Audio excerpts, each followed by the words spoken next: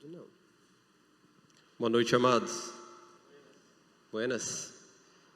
A paz do Senhor Jesus. Hoje nós vamos falar sobre o tempo de Deus. E confesso que eu fiquei meio tonto com essa palavra. Se puder só dar uma diminuída no meu retorno aqui. Amém? Não. Aleluia. Melhorou um pouco, porque eu estava ficando aqui meio banzo. Fiquei bem impactado com aquilo que Deus ministrou comigo, primeiramente. E eu tenho certeza que Deus vai ministrar teu coração também. Ministrar para os interligados é sempre um prazer para mim, porque eu tenho bastante liberdade de bater e apanhar, e assim é bom, porque a gente cresce, amém? Falar sobre o tempo, né? Eu assisti a ministração do Joás no outro culto, e não tem como não abrir em Eclesiastes 3, né? Então abra aí, Eclesiastes 3.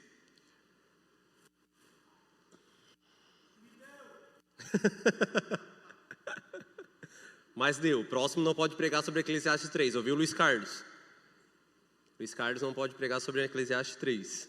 Ninguém sabe o que é Luiz Carlos, né? Eu falei é o neto.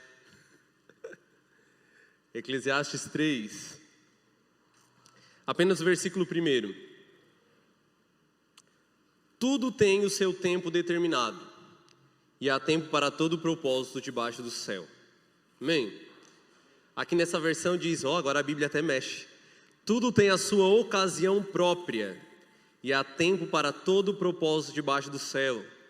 A minha versão diz assim, minha não, porque eu ainda não fiz a Bíblia na minha versão, tá, gente?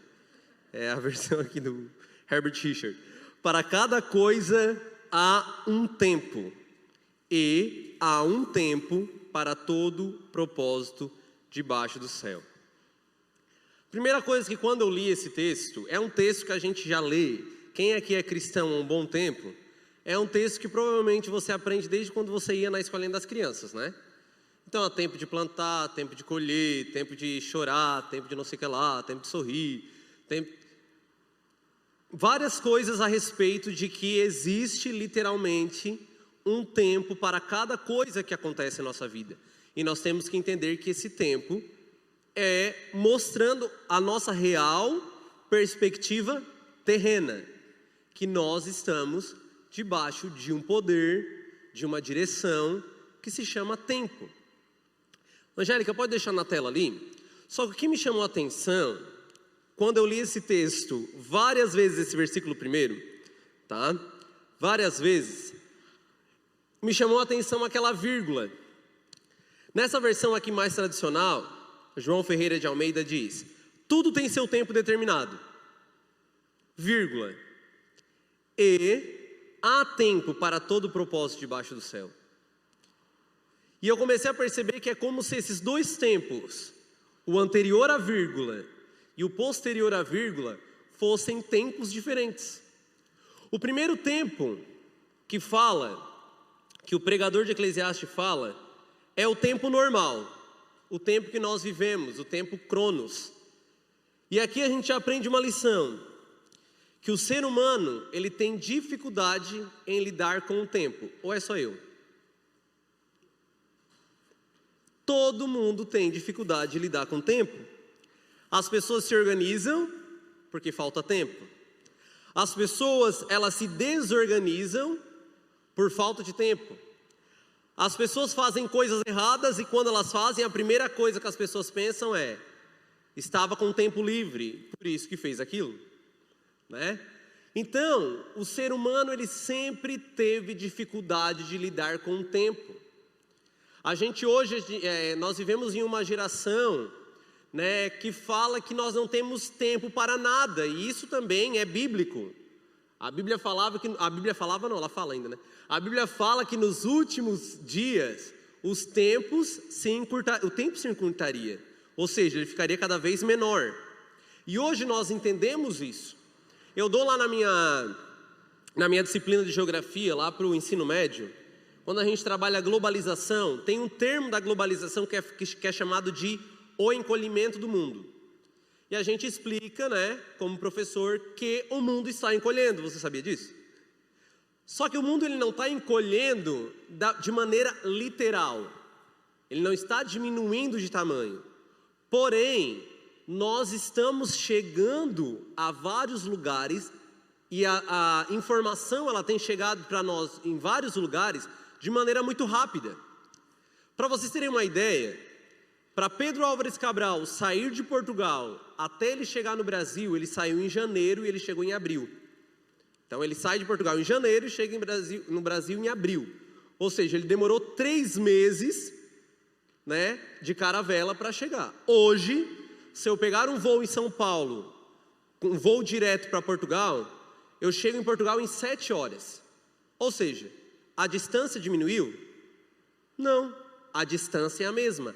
Porém, a tecnologia fez com que o tempo se encurtasse. Então hoje a gente está cada vez mais rápido. Acontece agora um tsunami lá no Japão, a gente já sabe rapidamente. Se não fosse a internet, ainda nós não saberíamos que há pouco tempo atrás Israel e Palestina estavam em guerra. Hoje com a internet, tu entra no Instagram, tu está sabendo as novidades, aquilo que... Só que, por mais que nós temos todo esse bombardeio de informação, você soube o horário do culto através da internet, né? Você soube que eu ia ministrar através daquele cartaz muito bonitinho que fizeram, né? Que a gente até se acha alguma coisa. A gente acaba tendo um bombardeio de informação. Porém, essa quantidade de informação, ela não muda o tempo que Deus nos deu. O movimento de rotação ainda continua sendo 23 horas, 56 minutos e 4 segundos. Um dia continua tendo 24 horas. Mas nós não estamos acostumados, embora nós vivemos aqui há milhões de anos, nós ainda não nos acostumamos. A gente já viu, né? Eu ensinei isso no Querigma e o Joás me imitou, ele está falando que me imitou aqui, mas eu vi ele me imitando bastante aqui na outra ministração. E ele falou que a primeira coisa que Deus criou foi o tempo. A Gênesis 1, a primeira coisa que Deus cria é no princípio. Então, no princípio, Deus criou o céu e a terra. Então, é como se Deus colocasse, não, agora eu vou criar a terra, e eu vou colocar a terra sobre uma lei que o céu não tem, que é a lei do tempo. Então, a partir daquele momento, a terra começou a ter uma história, ela teve um início, no princípio. Toda a história tem um começo, meio e fim. Nós teremos um fim também. Então, é essa característica que a gente tem que pensar. Porém, Deus não é finito. Deus não tem tempo. Por isso que a maior pergunta da humanidade, que crê em Deus, né? Não vou nem dizer daqueles que não acreditam, mas a maior pergunta da humanidade que crê em Deus é: quem criou Deus? Todo mundo quer saber quem foi que criou Deus. Porém, Deus não foi criado, Deus sempre existiu. E daí isso faz... Nós não conseguimos admitir essa realidade. Por quê? Porque nós temos um início. Então nós queremos trazer Deus para a nossa realidade. Ou seja, se nós iniciamos um dia, eu no dia 25 de agosto de 1987, Deus também teve que ter um início. Deus teve que ter um começo. Só que Deus não tem começo. Deus sempre foi. Então, por Deus sempre existir, a eternidade estar em Deus, a gente sempre tenta trazer Deus para essa realidade. Porém, nós agora, cristãos, nós já vamos ver isso, mergulhar um pouco mais fundo. Nós, cristãos, nós acreditamos que a nossa essência, ela está atrelada em Deus. Porém, nós não somos seres finitos. Quando nós aceitamos a Jesus, no momento que nós aceitamos a Ele, é como se nós tivéssemos comprado uma passagem para um lugar em que não existe fim. Então, a partir desse momento, nós nos tornamos seres eternos. Então, o homem, ele não foi criado para duas coisas. A primeira coisa, o homem não foi criado para o pecado. O homem não, quando Deus criou o homem e a mulher no jardim do Éden, colocou eles lá naquele jardim, não era a intenção de Deus que o homem pecasse.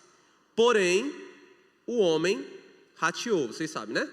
Se não faltar a escola bíblica, né? Outra coisa, o homem não nasceu para morrer. Nunca foi interesse de Deus que o homem experimentasse a morte. Por isso, acredito eu, que o homem tem tanta resistência à morte.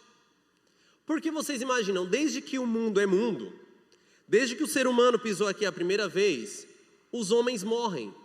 E essa é a única certeza que todos nós que estamos sentados aqui temos. Que nós vamos morrer um dia. Se Jesus não voltar antes, né? Mas nós vamos morrer um dia, certo? Se nós não morrer, né, a ministração motivacional, nossos pais vão morrer, filhos, avós, tios, tias, todo mundo vai morrer. É a única certeza. Então, se a gente analisasse por uma ótica óbvia, não era tão simples a gente aceitar isso. Porém, nós não aceitamos porque a nossa essência não é de morte. Então, nós não admitimos isso, porque quando Deus nos criou, Ele não nos fez para isso. Então, a gente não se conforma, a gente não entra nessa forma.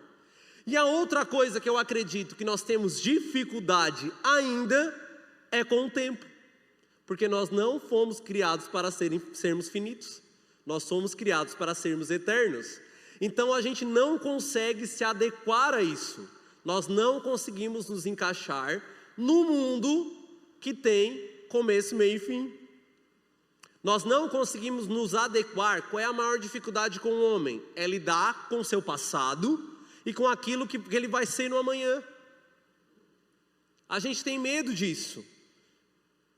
Qual é a maior curiosidade do homem, da física quântica? É criar uma máquina do tempo. O homem sempre se preocupou com o tempo. Provavelmente em algum lugar desse mundo, nas 7,5 bilhões de pessoas que existem aqui, deve ter alguém tentando elaborar um plano para tentar voltar para o passado. A gente sabe que a viagem do futuro nunca deu certo, porque senão a gente estava com homens do passado aqui, né? Vivendo no nosso meio.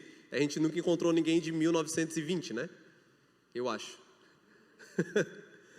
Mas sempre foi interesse do homem tentar modificar esse tempo. Porém, nós não conseguimos.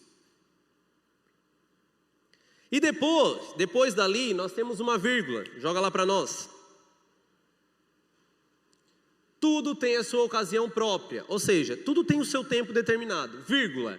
E há de haver, ou seja, existe, é real, não é uma ilusão, tá?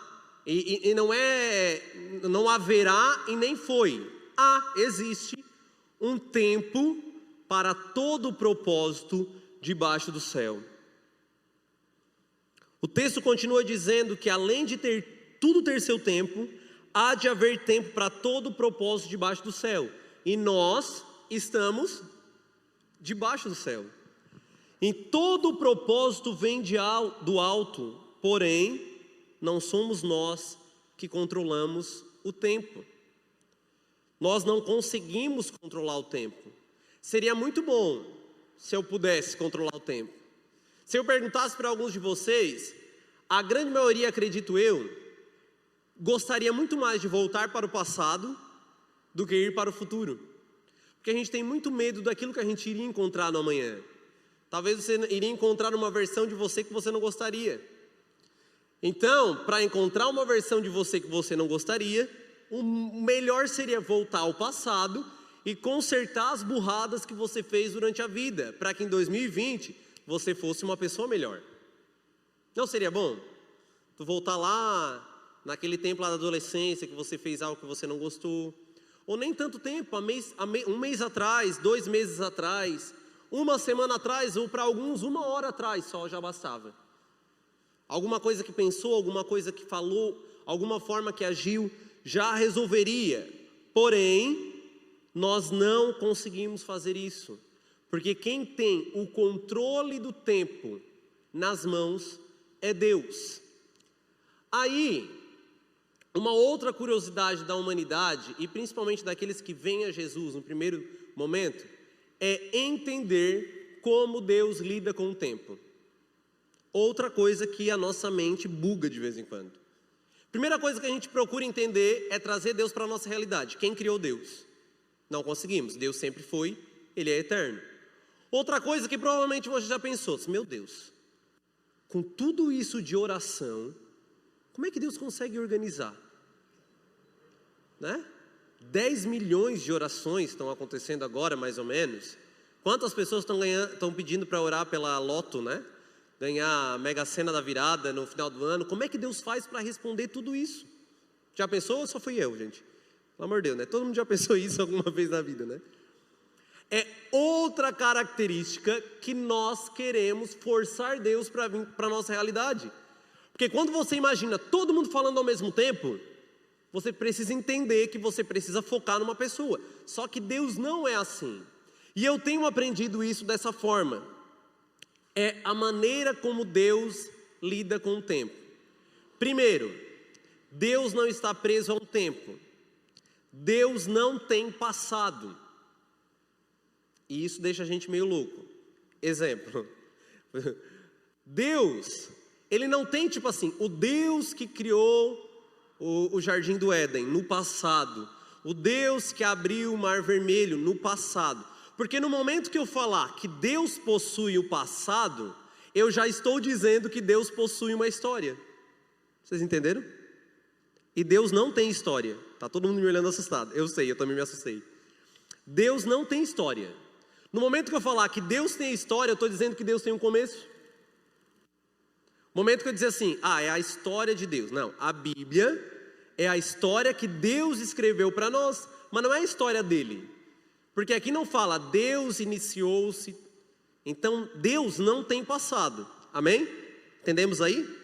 Outra coisa, Deus não tem futuro. Porque no futuro, né, vai acontecer isso, né? Jesus vai voltar, e daí depois que Jesus voltar, Deus vai fazer... Não, Deus não tem futuro. Porque no momento que eu delimitar o futuro para Deus, eu estou dando um final de uma história para Ele. Que nem filme. No momento que eu dizer, não, o futuro de Deus é esse. Deus vai estar lá reinando no seu trono, a gente vai estar lá brincando com os leões, aquela coisinha que a gente ganhava no Sentinela, sabe? A gente vai estar lá brincando com os leões, naquele riozinho, Deus vai estar reinando lá, e aquele lá é o final de Deus, daí vai aparecer a Bendy. Não, Deus não tem final. Agora, o que Deus tem? Presente. Apenas isso.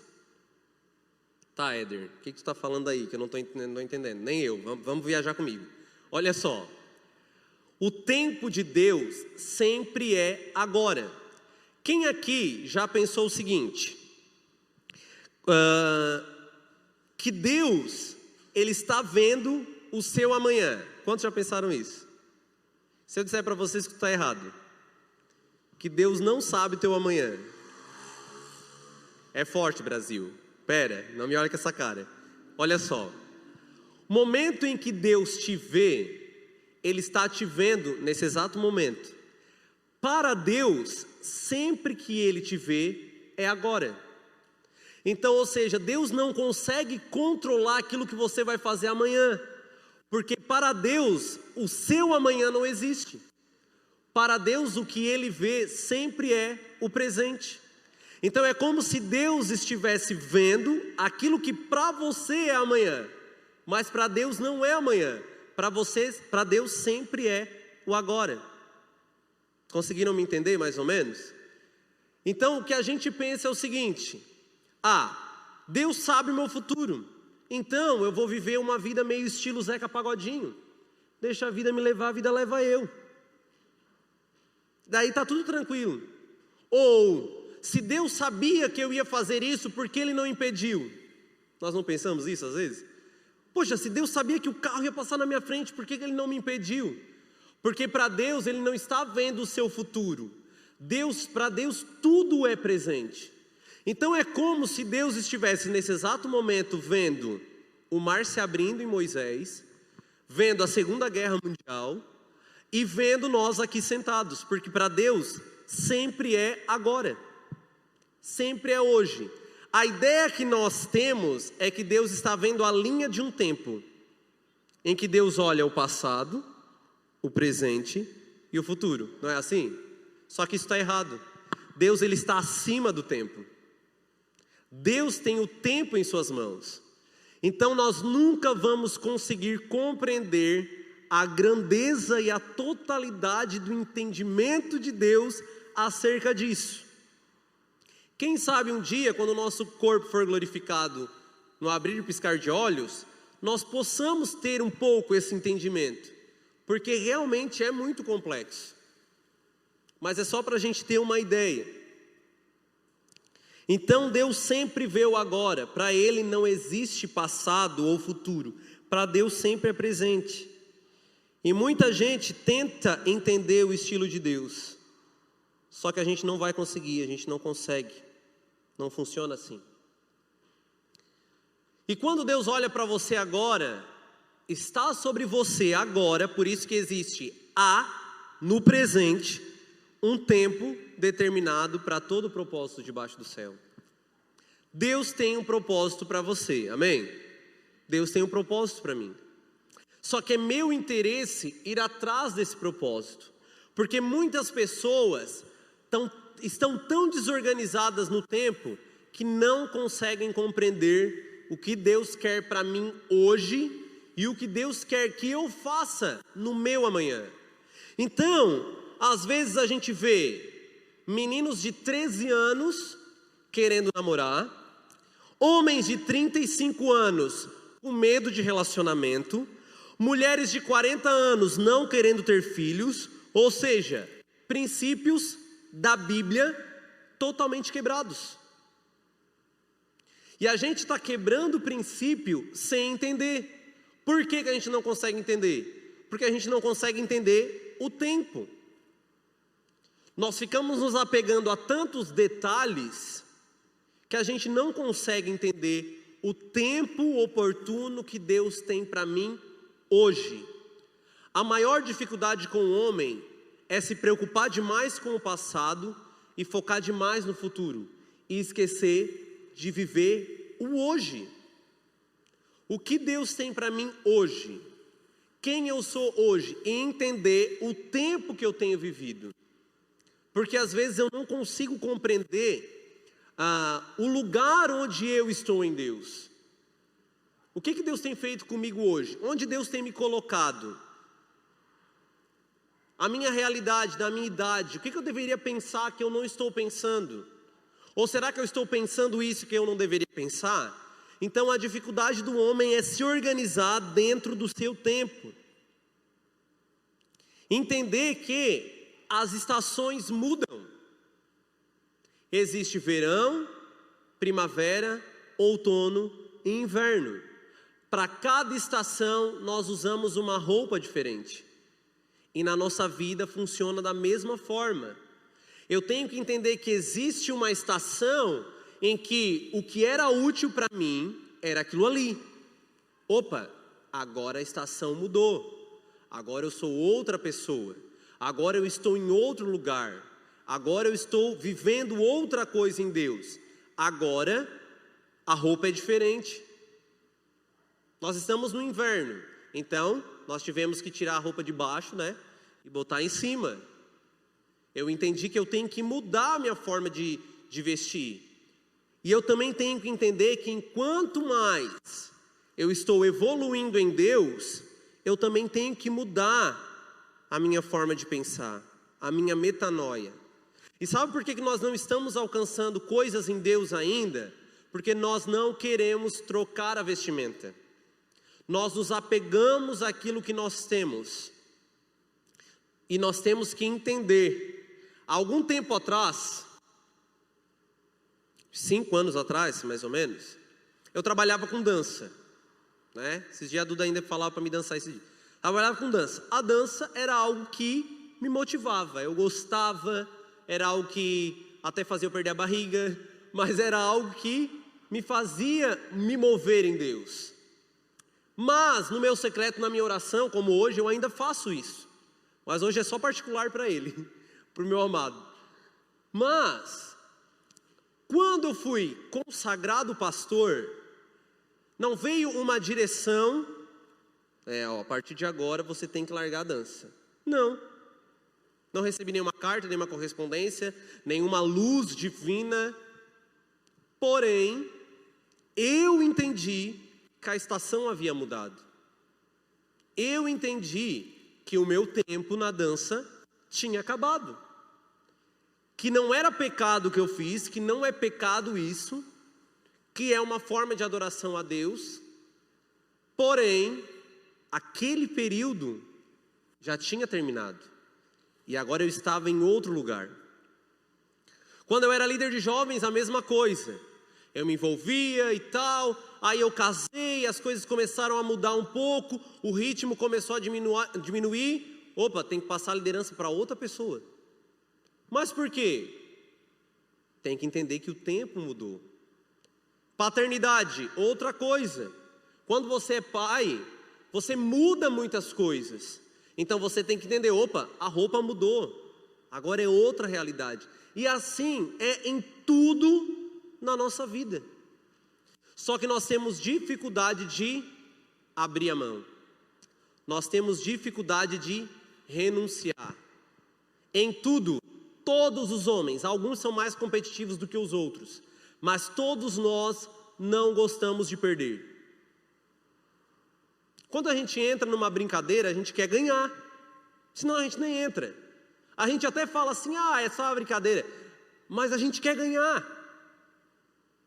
E na vida com Deus é a mesma coisa.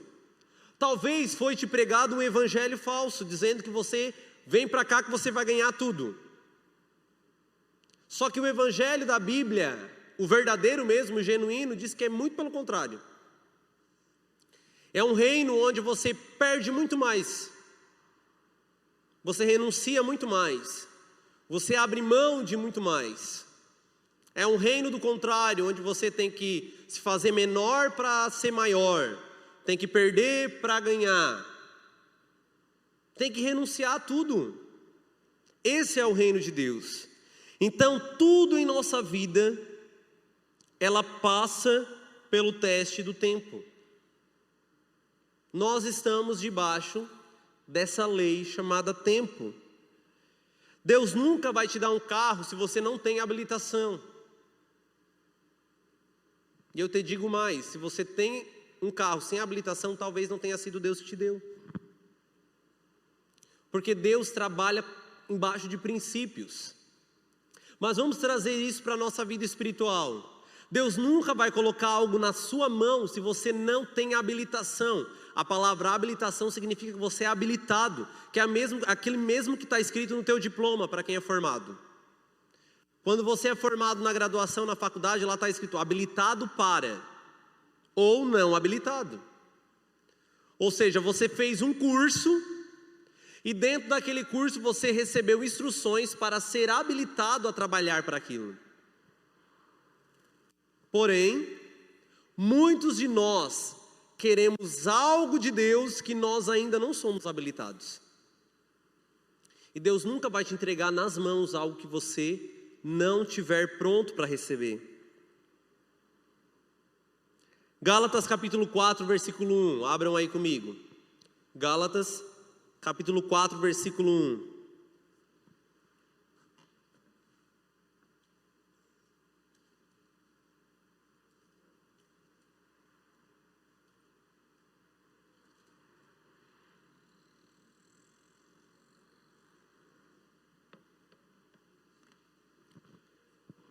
Digo, pois, que todo o tempo que o herdeiro é menino, em nada difere do servo, ainda que seja senhor de tudo, mas está debaixo de tutores e curadores, até ao tempo determinado pelo Pai.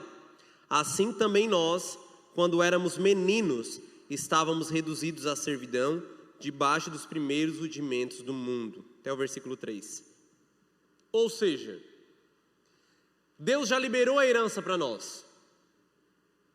Existe uma promessa liberada sobre a tua vida. Ela está aí. Porém, entretanto, todavia, você não consegue tomar posse disso porque você é menino. E todo o tempo, ou seja, tempo fala de período. Todo período em que o herdeiro é menino, em nada ele difere de um servo, ainda que seja senhor de tudo. Então eu sempre costumo fazer essa analogia. Pensa em um menino brincando numa fazenda. Ele está brincando com a pessoa que trabalha lá, com o caseiro, tirando o leite da vaca, roçando. Ele é dono da fazenda. Porém, ele está ajudando o caseiro, ele está ajudando porque ele não consegue fazer isso sozinho. Ele não tem capacidade de fazer isso sozinho. Por isso ele precisa de ajuda. Tutores e curadores até o determinado tempo. Outra dificuldade do ser humano, se submeter. Primeira dificuldade, a gente tem dificuldade com o tempo. Nós não conseguimos entender o tempo. Nós não aceitamos perder. E o outro, nós não conseguimos nos submeter ao outro. Então, enquanto você não se submeter aos tutores e curadores, para Deus, como diz o pastor Jean, está tudo certo. Você é herdeiro, existe uma herança, só que a promessa não vai ser liberada, porque você não se submete aos cuidados dos tutores e curadores. Você não se submete a dizer, eu ainda erro nessa área, eu ainda peco aqui, eu ainda tenho dificuldade aqui, eu ainda não aprendi isso aqui, eu ainda não sei isso aqui, eu não consigo ler isso aqui. Enquanto eu não me submeter e pedir ajuda, eu vou continuar sendo menino, e para Deus está tudo certo. Enquanto você não aprender a fazer as coisas sozinhos, você precisa de tutores e curadores. Tem uma coisa que esses dias eu abri o culto aqui, e eu falei sobre tecnon e huios. Vocês estavam aqui? Amém? Então, quem são os tecnons e huios? Existem dois termos no hebraico para significar o que é ser um filho de Deus. O primeiro está lá em Mateus capítulo 5, versículo 44, que você não precisa abrir. Diz assim, eu porém vos digo, amai os vossos inimigos, bendizei os que vos maldizem, fazei bem aos que vos odeiam, e orai pelos que vos maltratam e vos perseguem, para que assim sejais filhos do vosso Pai que estás no céu. Então, quando a gente estuda isso, quando a gente ouve isso, parece que existe uma condição para eu ser filho de Deus. Para eu ser filho de Deus não é tão fácil. Eu preciso bendizer os que me maldizem, amar os meus inimigos, fazer bem aos que me odeiam. Jesus, orar pelos que me maltratam. É fácil fazer isso? Jamais. O fulano lá me odeia. Senhor, abençoa ele, Senhor. Amar os meus inimigos. Bendizer os que me maldizem. Barbada, como diz o araranguaense. Chegou, A pessoa está me maldizendo e eu estou lá abençoando. Não é fácil. Só que o texto está dizendo que para eu ser considerado, porque assim, para que assim sejais filhos de Deus. Então existe uma condição. Aí em Romanos 8,15 diz assim, porque não recebeste o espírito de escravidão para outra vez estardes em temor, mas recebeste um espírito de adoção de filhos, pelo qual clamamos, Abba, Pai. Daí tu fala, eu gostei mais desse aqui, Eu não recebi o espírito de escravidão, mas eu recebi o espírito de adoção. Ou seja, eu não preciso fazer nada. A única coisa que eu preciso fazer é estender minhas mãos e dizer, Senhor Jesus, eu te aceito como único e suficiente Salvador.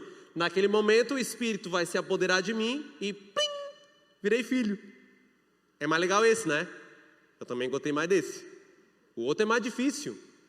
Só que cada um desses versículos me dão características de ser filho de Deus no original diferente.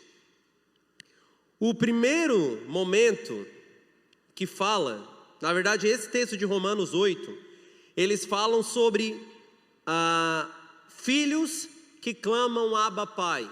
E no termo em hebraico a palavra filho ali representa teknon.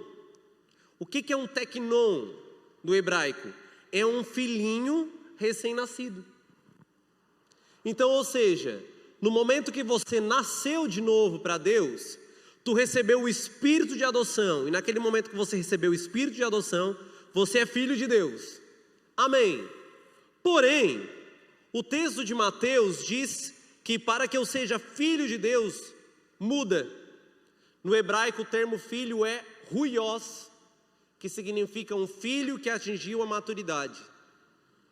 Aí agora, o negócio já começa a encardir para o nosso lado. Porque se eu aceitei Jesus como único e suficiente Salvador, beleza, eu virei um teknon. Agora, se eu quero crescer em Deus, e eu quero continuar sendo filho de Deus, eu preciso entender que meu tempo de teknon acabou. Eu sou teknon somente em um momento. Agora eu devo ser um ruios, um filho maduro de Deus. E para que eu seja um filho maduro de Deus, eu preciso entender que eu preciso amar os meus inimigos, bendizer os que me maldizem, fazer bem aos que me odeiam, orar pelos que me maltratam e me perseguem, para que assim eu seja um ruios. Quer estar debaixo de todo o propósito que está debaixo do céu? Eu quero. Mas para isso, é só se eu entender o tempo de Deus para mim. É só se eu entender que o tempo de Deus para mim, ele continua andando. E para mim, Deus sempre vê o meu presente. E o presente que Deus está vendo agora? Quando Deus olha para o Éder agora, que tipo de presente ele está vendo? Um menino mimado que chora porque não ganha iogurte? Ou um menino que tem dinheiro no bolso para comprar iogurte? Quando ele precisa. Que tipo de pessoa Deus olha para mim? O que ele me vê quando ele olha para mim? Eu queria que você pensasse isso em alguns segundinhos. Será que eu sou aquele cara que só sabe fazer que nem uma criança mimada mesmo? Pedir, pedir, pedir, pedir, pedir, pedir. E se Deus não te dá uma certa atenção durante um período, você fica brabinho. Ei, olha só. Se liga no mistério. Quando você é criança, você mora com seus pais, certo? Você mora ali com seus pais, beleza, tranquilo. Você ganha luz de graça, água de graça, comida de graça. Vocês ganham tudo isso. Agora, quando você começa a crescer, o normal é que você saia de casa. E se você não sai de casa, você ainda mora com seus pais, você começa a trabalhar e você começa a ajudar na luz, você começa a ajudar na água, você começa a ajudar na internet. Ou quando você vai para sua casa, é você que paga a luz, você que paga a água, você que coloca a comida na mesa. O que eu entendo com isso? Que existe um momento em Deus, que Deus vai suprir todas as minhas necessidades. Tudo aquilo que eu preciso. Só que também chega um momento em Deus em que eu tenho que suprir as minhas necessidades e eu tenho que agora ajudar no propósito do Pai também. O Pai pagava a luz para mim, agora não, eu vou ajudar a pagar a luz também. Deus fazia isso para mim, não, agora eu vou ajudar Deus a fazer isso também. É como se eu chegasse para Deus assim, ó, Deus, agora eu cresci, eu amadureci, o que eu posso te ajudar? Deus, eu tenho condições de te ajudar agora. Só que às vezes a gente não consegue falar essas palavras, que tu tem condição de ajudar Deus. É claro que não, vocês entenderam o que é ajudar Deus, né? É ajudar Deus no propósito eterno. Você não tem, porque você ainda é um menino que quer ser sustentado pelos pais. Só que você não pode mais ficar sustentado pelos pais, porque você cresceu. E o natural é que quando o homem cresce, ele consiga sobreviver sozinho. É instinto de sobrevivência, até os animais fazem isso. Eles saem de perto dos pais para conseguirem sobreviver. E nós devemos fazer isso também. Eu tenho que abandonar Deus? Jamais. Mas eu tenho que entender que agora eu não sou um menino que pede coisas para Deus. Eu sou um menino que pergunta para Deus o que Ele quer fazer para que eu entre junto no negócio. Para que eu invista naquilo que Ele está fazendo. João capítulo 5, versículo 24. Nós já estamos indo para o final. João capítulo 5, versículo 24.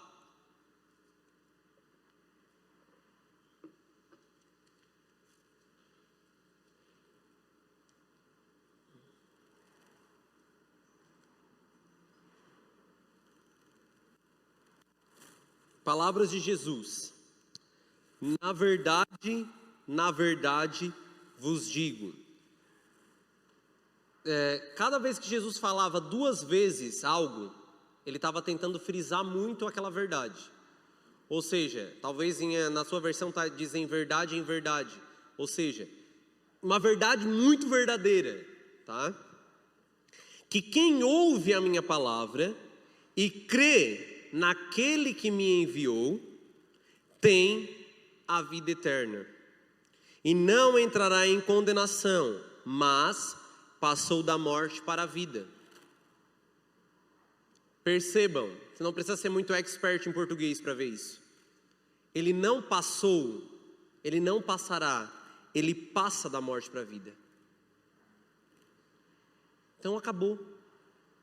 O momento que você aceitou Jesus, que você crê nesta verdade, você crê, qual é a verdade que Jesus está falando? Que Jesus realmente é o Filho de Deus.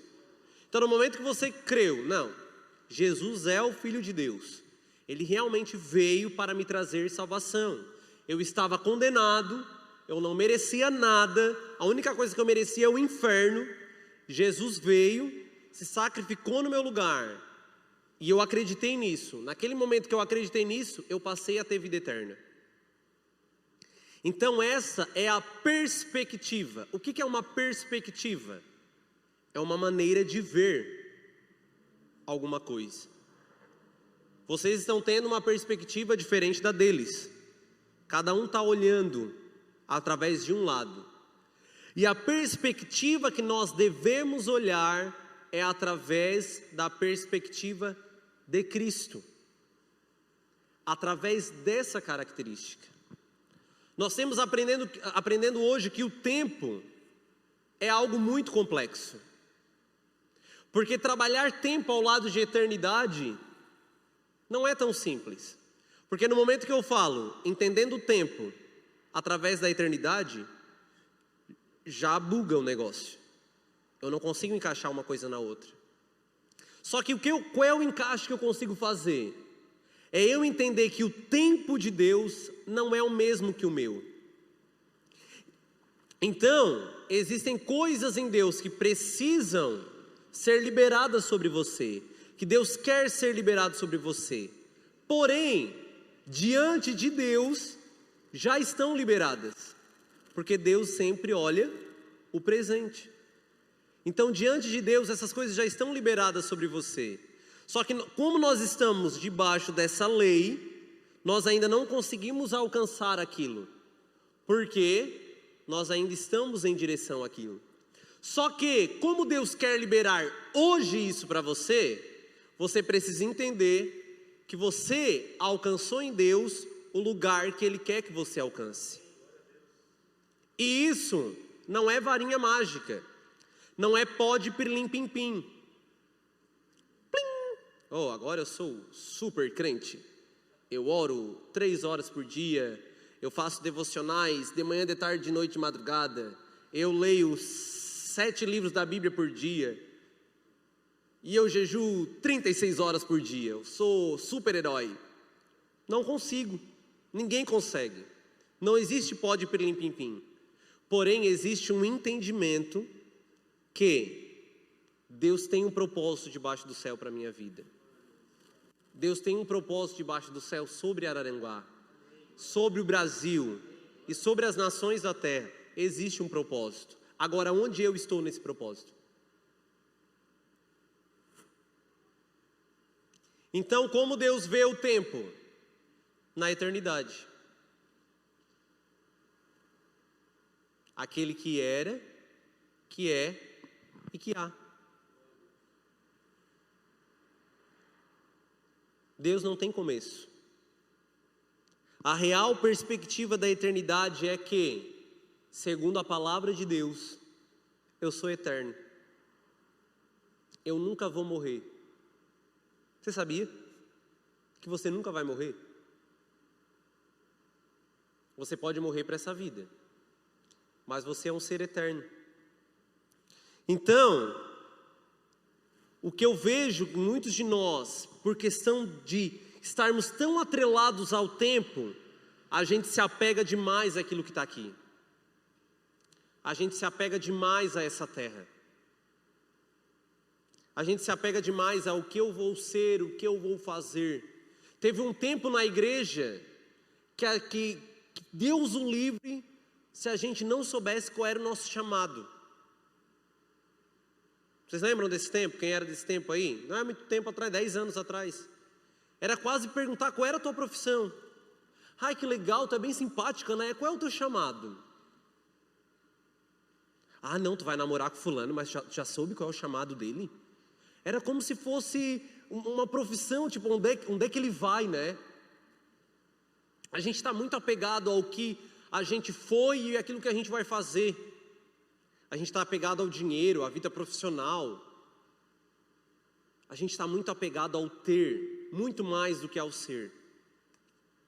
Só que no momento que eu começar a pensar, segundo a ótica de Deus, talvez nós nunca vamos conseguir chegar ao entendimento da eternidade. Muitos de vocês estão cheios de fumacinha na cabeça, que nem a minha está também. Nós nunca vamos conseguir chegar à eternidade em Deus, no pensamento da eternidade em Deus. Nós nunca vamos conseguir. Tá, como assim? Sempre foi? Sempre existiu? Não tem começo, não tem fim? Não vê futuro, não vê passado, sempre vê presente? Mas eu tenho que pelo menos me esforçar ao quê? A saber que eu fui criado para a eternidade. Então, tudo que acontece na minha vida, de bom ou ruim, Deus está sob controle. Então, está acontecendo algo ruim na minha vida hoje, eu tenho que entender, Deus está no controle. Porque eu não sou daqui. Minha filha, com respirador, de repente, estava lá tranquila, brincando comigo em casa, começou a passar mal. De manhã eu estava trabalhando, a Maíra teve que levar ela para o hospital com urgência. Beleza, tranquilo, o médico disse vai ficar só 2 dias, porque não está comendo, precisa se alimentar. Aí eu fui visitar ela no hospital, ela brincando comigo no colo. A enfermeira vai fazer aquele, sempre que ela faz, né, medir febre. Não sei se o Andrei sabe, né, mais ou menos assim que funciona. Né, medir febre, coisas assim. Vai medir a saturação, sai, pega outro aparelho, mede a saturação, começa a correr, chama a enfermeira-chefe, e a Helena brincando no meu colo. E de repente, pai, é porque tu precisa tirar ela do teu colo, a saturação dela está muito baixa, a gente vai precisar fazer o uso de respirador, já foi ligado para a médica está vindo aqui. Mas como ela está rindo no meu colo? A saturação dela vai até 83. Tudo muito de repente. E embora na hora a gente leve o choque, eu me desesperei, eu e a Maíra chorando, porque ela chorou muito para botar o respirador, né? E aquele desespero, e a gente, sabe quando tu sai do teu corpo assim, não sabe o que está acontecendo? E quando ela parou, que ela parou de chorar, que eu peguei ela no colo, a única coisa que eu pensava era, vai chegar um tempo que isso vai acabar. Vai chegar um tempo que a gente não vai precisar mais fazer isso. Vai chegar um tempo que tudo isso vai passar. E esse tempo é a eternidade. Quando a gente começa a entender, quando eu pego a minha filha no colo com o respirador e eu começo a entender, isso aqui é passageiro. Tudo bem, eu tenho que passar por isso aqui, beleza, bola para frente. Eu tenho que de novo me internar com a minha irmã, né, Daniel? Tudo bem, é passageiro.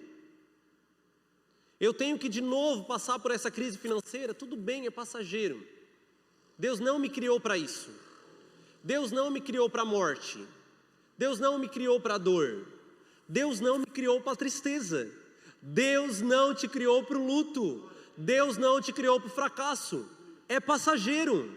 E quando eu entender isso, sempre que eu estiver nessa situação, opa, eu sou eterno. Isso aqui não é para mim. Isso aqui é passageiro. Infelizmente, ou felizmente, Deus criou o tempo. E se Deus criou o tempo é porque tinha um propósito. No princípio, houve um propósito. Porém, eu não sou daqui. O meu lugar de origem não é isso aqui. Eu estou aqui só de passagem. Agora, se eu tenho que passar por essa terra durante alguns anos, espero eu que pelo menos acima de 90, porque a expectativa do homem está aumentando, então eu quero que a minha aumente também. Só não quero ficar incomodando, a minha mãe que fala isso, né? Eu quero ficar velha, mas não quero depender de ninguém. Enquanto eu precisar depender de ninguém, Deus pode me levar. Agora, se eu entender que Paulo entendeu realmente a perspectiva da eternidade, quando ele falou que foi colocado sobre ele um espinho da carne, e para ele morrer era lucro, que ele entendeu o seguinte, sabe o que Paulo entendeu? Opa, Deus me quer vivo, porque Ele quer que eu faça alguma coisa. Porque se Ele não quisesse, para mim era melhor morrer. Porque se eu morrer, vai acabar a dor, vai acabar luto. Eu vou para o céu junto com o meu amado, beijar a face dele, ficar lá dançando diante do trono, sem incomodação, sem dívida, sem nada. Para nós era melhor isso. Porém, Deus ainda te mantém vivo. Deus ainda quer que você esteja aqui. Deus ainda quer fazer algo com você aqui. E eu não sei se você tem 15, 18, 30, 40 anos, eu não sei qual é a sua idade, mas ainda Deus te quer aqui. E enquanto você estiver aqui, você vai adquirir bens, você vai comprar a sua casa, você vai comprar o seu carro, você vai casar, você vai ter filhos, você vai fazer tudo isso. Porém, isso é apenas passageiro. Você vai fazer. Tem uma tirinha que esses dias eu vi, compartilhei no Facebook, que eu achei bárbaro. Era Deus lançando um bebezinho para a terra. Aí de repente ele voltou bem velhinho. Aí Deus falou assim, nossa, já voltou? Mas tão rápido? Ele assim, pois é, voltei bem rápido. Ele assim, me conta. Deus, foi tão legal. Eu brinquei, e depois teve uma menina, daí eu me apaixonei por ela, daí nós casamos, nós tivemos filhos, nós tivemos neto. Aí Deus pega e abraça, não, vamos comer, eu tenho um jantar ali para você e você me conta essa história melhor. Eu achei isso bárbaro, eu disse assim, eu acho que vai ser bem assim mesmo. Deus me mandou para a terra e eu estou construindo uma história, eu tive um começo. Eu estou construindo uma história, porém, a minha história não acaba aqui. E eu digo mais, é que nem aquele filme, a história sem fim. A minha história é uma história sem fim. Eu estou aqui de passagem. E a nossa dificuldade de entender a eternidade é porque a gente está muito preso aqui. A gente acha que a gente é aquilo que a gente faz. Quem que tu é, Éder? Sou professor. Não. Isso é o que eu faço. Isso não é o que eu sou. Quem que tu é, Éder? Eu sou pastor. Não, isso é o que eu faço. Não o que eu sou. O que eu sou vai muito além daquilo que você faz. A gente atrela muito ao nome, né? Por isso que na Bíblia os judeus tinham tanto essa seriedade em relação ao nome. Porque eles nomeavam a pessoa de acordo com aquilo que a pessoa era.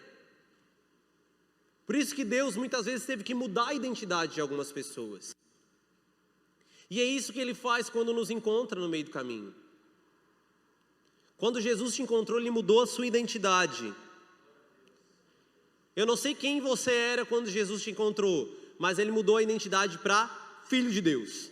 Então existe um selo em você, você é Filho de Deus, e a partir desse momento, você entendeu que você não é daqui. E a real perspectiva da eternidade é que eu preciso entender que eu tenho sim que adquirir coisas nessa terra, mas que eu estou aqui de passagem. Eu sou um forasteiro nessa terra. Por isso que eu não me conformo com a corrupção. Por isso que eu não me conformo com a violência. Por isso que eu não me conformo com nada do que é errado.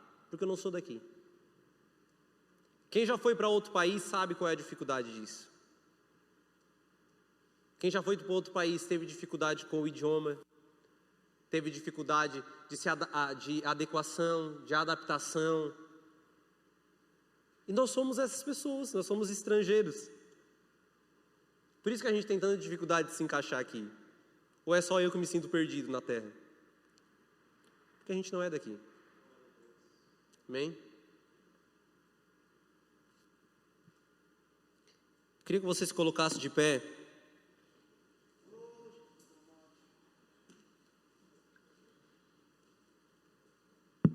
E entendesse realmente que você é do Abba. Você tem um pai agora.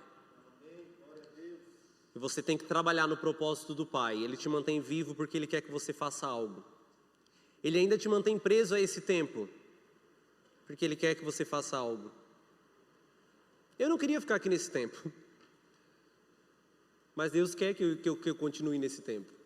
Então, tempo que ele precisa que ele fique aqui, que eu fique aqui, eu vou fazer o melhor para que o nome dele seja exaltado através da minha vida. E para que eu consiga fazer isso, eu não vou me adequar a esse mundo. Eu não vou me conformar com esse mundo. Eu preciso entender que Deus me fez. Ele me colocou no país que Ele me colocou, na cidade que Ele me colocou. Às vezes a gente tem tanta dificuldade às vezes de se encaixar na nossa cidade. Eu não gosto de Araranguá. Porque Araranguá não tem nada. Mas já se perguntou por que Deus fez você nascer em Araranguá? Porque se você tem concepção de eternidade, você tem que entender que Deus não... eu com certeza queria muito mais ter nascido em São Paulo. Nova York. Bem mais, né? Paris. Mas Deus quis que eu nascesse em Araranguá. Deus me plantou em Araranguá. Amém. Só que eu sou de uma cidade muito maior do que Araranguá. E eu sou representante dessa cidade aqui. Eu sou embaixador dessa cidade aqui. E vai chegar um tempo, e já tem chegado, em que as pessoas vão querer tirar o visto. E elas vão ter que entrar na embaixada. E aquela porta é a embaixada. E elas vão fazer entrevista com a gente. E a gente vai dizer, o teu visto está liberado. Você pode entrar na cidade. Você é peregrino nessa terra. Feche seus olhos. Sobre a lavaça. Habito em tendas porque gosto. Vagando em terra prometida. Eu já provei de tudo nessa vida. Só falta ver Jesus descer. Muitos confiam em seus carros. Eu confio no Senhor, pois tem um selo em meu peito que clama só por você. Eu clamo só por você. Sou como um homem peregrino em terra distante. Sou como um homem que tem tudo, mas espera por algo maior. Eu sou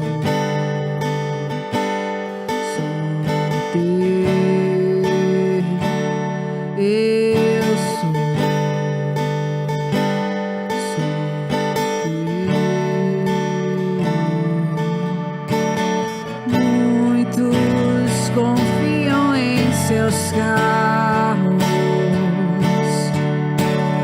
Eu confio no Senhor, pois tem um selo em meu peito que clama só por você. Eu clamo só por você. Sou como um homem peregrino em terra distante. Sou como um homem que tem tudo, mas espera por algo maior.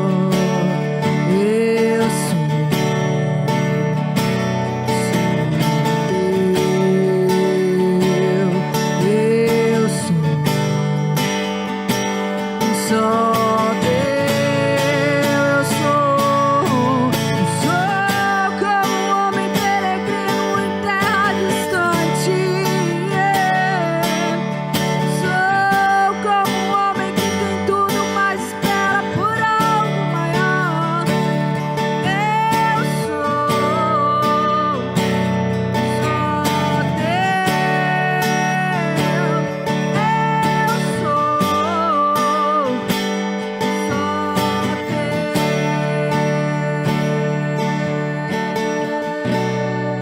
Ah, chora lavassuri, cambra lavassuri, cambra.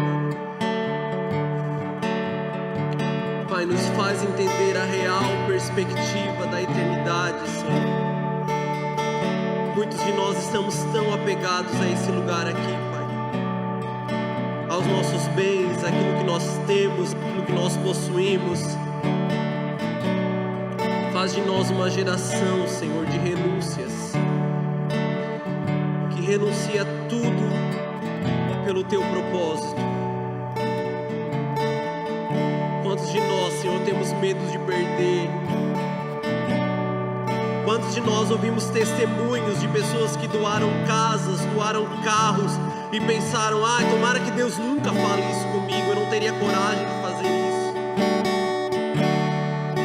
Quantos de nós vimos pessoas, Senhor, entrando em lugares tão vazios, Senhor, da Tua presença, no meio de drogados, alcoólatras, prostitutas, pessoas que a sociedade, Senhor, tem deixado de canto, e pensam: ah, que bom que Deus tem levantado essas pessoas, mas não falam: Senhor, levanta eu, Senhor, me levanta, Senhor, para ser usado neste meio. Quantos de nós tem olhado pessoas indo para vários lugares, indo para nações diferentes e dizem: glória a Deus, que bom que eles estão indo, que bom que Deus tem usado pessoas, mas morrem de medo de que Deus nos chame. Perdão, Senhor. Perdão, Senhor, porque nós ainda estamos presos dentro de um tempo, dentro de um passado que nos prende, dentro de um futuro que nos perturba. Nós ainda estamos tão apegados a essa terra. Nos faça entender que nós não somos terrenos. Nós não somos, Senhor. Foi-nos dado por Ti o direito de passarmos nessa terra um período, mas a nossa verdadeira cidadania é a eternidade. A nossa verdadeira cidadania é a eternidade. Nos ensina a ver dessa forma, Pai, porque nós ficamos tanto tempo aqui que nós nos acostumamos com aqui. Nós achamos que a nossa vida, Senhor, é nascer, nos reproduzir, trabalhar e arrecadar dinheiro, e trabalhar e nos fazer bem, e satisfazer a nossa carne, e nos satisfazer por ter um carro bom, uma casa boa, uma profissão que as pessoas olhem e nos evoquem por isso, Pai. Ah, Deus, nos ensina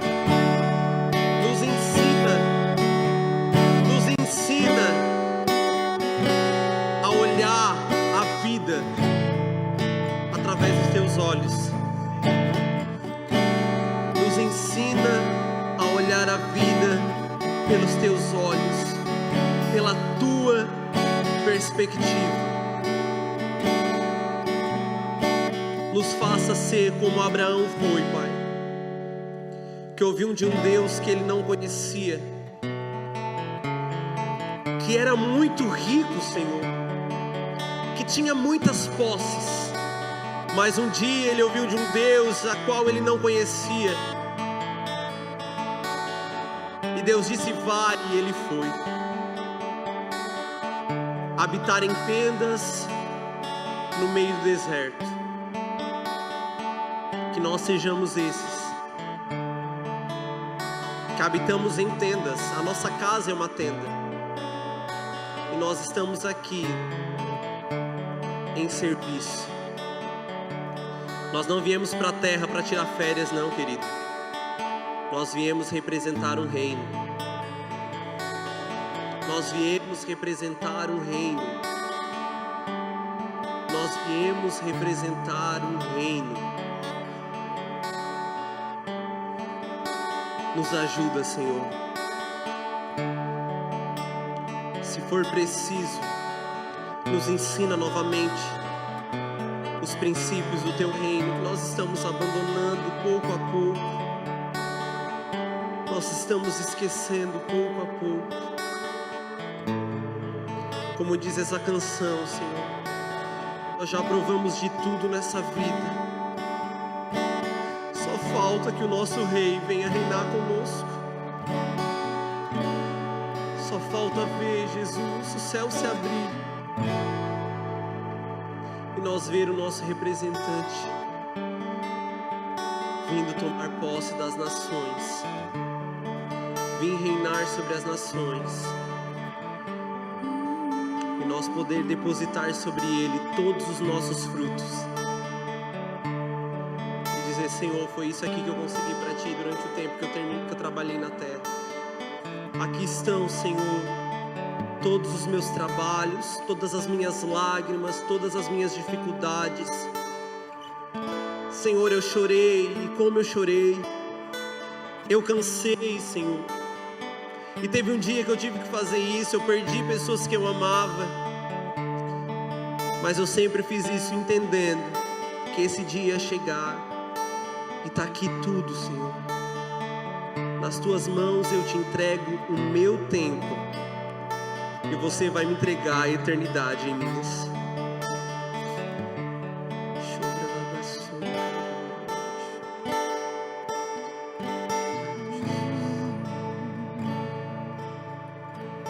Sou como um homem peregrino em terra distante.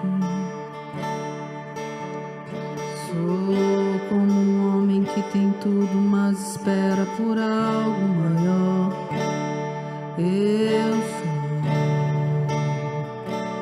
sou teu. Eu sou teu. Sou como um homem peregrino em terra distante. Sou como um homem que tem tudo, mas espera por algo maior. Eu sou teu.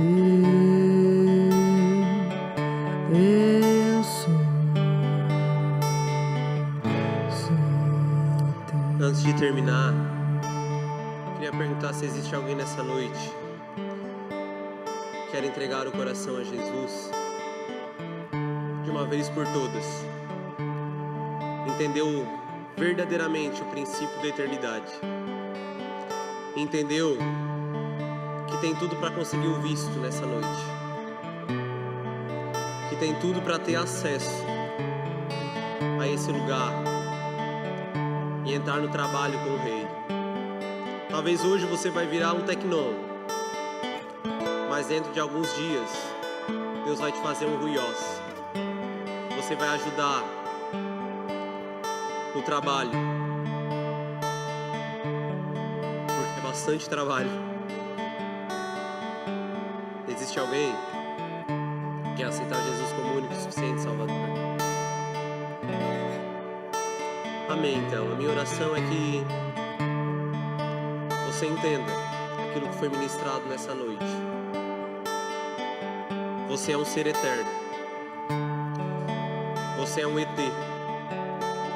Olha pro seu irmão e vê se ele tem cara de ET.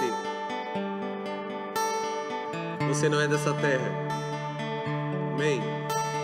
Você é eterno. Deus abençoe vocês.